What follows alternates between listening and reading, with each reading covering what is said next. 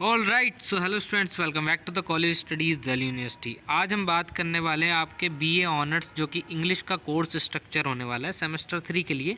That is based on the NEP new education policy जो कि 2020 में आई थी। उसके अकॉर्डिंग आपका यही न्यू स्ट्रक्चर चलने वाला है।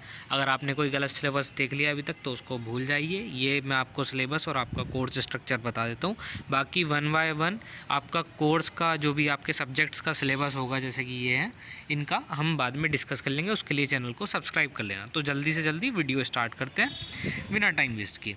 तो आपके जो कंपलसरी सब्जेक्ट हैं वो यहाँ पे 3 सब्जेक्ट होने वाले हैं। ये कोर सब्जेक्ट भी बोलते हैं, डीएससी पेपर होता है। सबसे पहला आपका है रोमांटिक लिटरेचर, देन अगला आपका कोर सब्जेक्ट है विक्टोरियन लिटरेचर, और तीसरा है इसमें लिटरेरी क्रिटिसिज्म। तो आपके 3 सब्जेक्ट जो हैं ये तो मेन सब्जेक्ट होने वाले हैं। इनके सब्जेक्ट के भी सिलेबस पूरा डिस्कस कर दूंगा, क्या क्या इंपॉर्टेंट चीज़ें हैं सब डिस्कस हो जाएंगी। चैनल को सब्सक्राइब कर दो। आपका आता है जनरल इलेक्टिव जी। आपको इसमें से कोई भी, ये आपको 7-8 जी दे रखे हैं। रेगुलर वालों के और भी ज़्यादा हो सकते हैं। वो आपका गूगल फॉर्म आपने भर दिया होगा या भरने को आएगा, उसके लिए आप इंतज़ार करिए। तो रेगुलर का ऐसे होगा, और सोल के लिए आपको भी सब्जेक्ट चूज़ करने होंगे। तो इन 7 सब्जेक्ट में से आपको चूज़ करना होगा जी। तो जी में आपको क्या करना है, या तो कॉमर्स का कोई सब्जेक्ट ले लेंगे, जनरल मैनेजमेंट। इकोनॉमिक्स में प्रिंसिपल ऑफ माइक्रो इकोनॉमिक्स 2 है। अगर आपने प्रिंसिपल ऑफ माइक्रो इकोनॉमिक्स 1 पढ़ा है तो आप यही माइक्रो इकोनॉमिक्स 2 के साथ जाना, ये अपना सेलेक्ट कर लेना, ठीक है। Then history, median history, mathematics में डिफरेंशियल इक्वेशन काफ़ी ज़्यादा टफ पड़ जाता है, इसके लिए मैं आपको सजेशन नहीं दूंगा, ठीक है। देन पॉलिटिकल साइंस का नेशनलिज्म इन इंडिया, बीएमएस का वेल्थ मैनेजमेंट। ये बीएमएस कॉमर्स वगैरह जो होता है, कन्फ्यूज़ नहीं होना, ये सिर्फ ये होता है जो आपके सब्जेक्ट हैं वो किस डिपार्टमेंट से बिलोंग कर रहे हैं वो बता रखा है। और ये फिर है emerging banking and financial services, तो ये है। बट इसकी जगह आपके पास एक और नया ऑप्शन है, आप यहाँ डीएसई भी ले सकते हैं। डीएसई क्या है, आपका जो कोर्स है ना, जैसे इंग्लिश ऑनर्स है तो आप इंग्लिश से ही रिलेटेड एक सब्जेक्ट आपको दिया जाएगा, आप वो चूज़ कर सकते हैं, ठीक है। इसमें अगर आप, जैसे आपकी ऑनर्स डिग्री है तो अगर आप 4 साल का करोगे ना तो आपको लिटरेचर में आपको रिसर्च डिग्री मिल जाएगी। तो ये ऑप्शन बाद में आएंगे।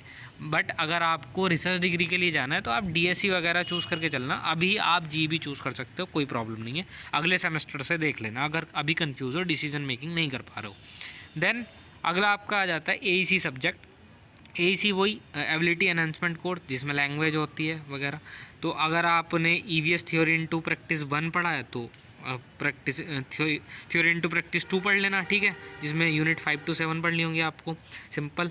देन ये लैंग्वेज हैं एसएमईज़, और SMEs AEC 2, intermediate SMEs, journalistic writing in Bengali, Hindi A है, हिंदी बी है, हिंदी सी है।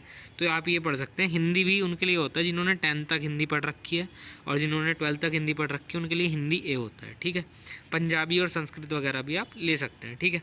देन आपका आता है एसईसी सब्जेक्ट। एसईसी सब्जेक्ट क्या है, स्किल एनहांसमेंट कोर्स है ये आपका।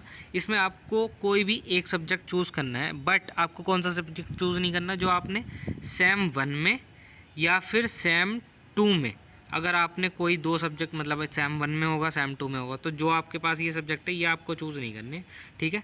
आप इनके अलावा कोई और भी कर लेना। फाइनेंस फॉर एवरीवन है, कम्युनिकेशन इन एवरीडे लाइफ है, रंगमंच है, कम्युनिकेशन इन प्रोफेशनल लाइफ है। ये सब्जेक्ट जो है ना, ये communication in professional life, personality development, ये काफ़ी सही होता है। पर्सनालिटी डेवलपमेंट में और शायद एक आध सब्जेक्ट और है जिनके पेपर भी नहीं होते, जैसे बेसिक आईटी टूल है ना, सोल में पेपर नहीं होता इसका, और बाकी इसका प्रैक्टिकल होता है रेगुलर वालों के लिए, ठीक है। तो ये काफ़ी ठीक पड़ जाते हैं, आपको सब्जेक्ट नंबर आ जाते हैं। डिजिटल मार्केटिंग है, सोशल मीडिया मार्केटिंग है, तो आप ले सकते हैं अपने इंटरेस्ट के according. Then value addition course क्या है, वैक।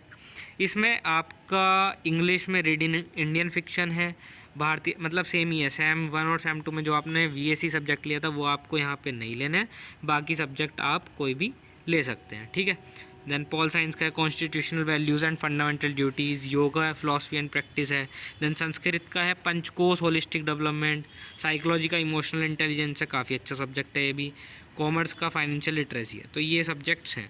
बाकी आपके जो एईसी सब्जेक्ट हैं ये और भी लैंग्वेजेस हैं यहाँ पे, आप वो भी पढ़ सकते हैं। ये सोल के लिए स्पेसिफिकली है, बाकी आपके पर्टिकुलर कॉलेज पर डिपेंड करता है। फॉर द रेगुलर स्टूडेंट अभी बता रहा हूँ। तो ये आपका सेम 3 का कुछ ऐसा कोर्स स्ट्रक्चर होने वाला है। ठीक है। सोल का जब भी आपका फॉर्म फिल करने के लिए आएगा सब्जेक्ट सिलेक्शन का, वो मैं आपको बता दूंगा, उसके लिए चैनल सब्सक्राइब कर लेना। इन सब की कोर्सेज़ के आपके सिलेबस मिल जाएंगे, सबके लेक्चर वगैरह अवेलेबल हो जाएंगे। इनकी तो गारंटी नहीं ले रहा हूँ लेक्चर्स की अभी, बट AEC के लेक्चर, SEC के लेक्चर, VAC के लेक्चर और कुछ जी कोर्सेज़ के भी लेक्चर आपको हमारे चैनल पे देखने को मिल जाएंगे। तो आप चैनल को सब्सक्राइब कर लेना और बेल आइकन दबा देना ताकि आपके पास सबसे पहले अपडेट पहुंच पाए। तो ये आपका कुछ ऐसा इंग्लिश ऑनर्स का स्ट्रक्चर था। Thanks for watching. बाकी दोस्तों में शेयर करो, चैनल पे नए हो तो सब्सक्राइब कर देना। बाकी चैनल पे बने रहो और सारे लेक्चर्स जल्द से जल्द आपके आ जाएंगे। बाकी सारी इन्फॉर्मेशन आपको जल्दी से जल्दी मिल जाए।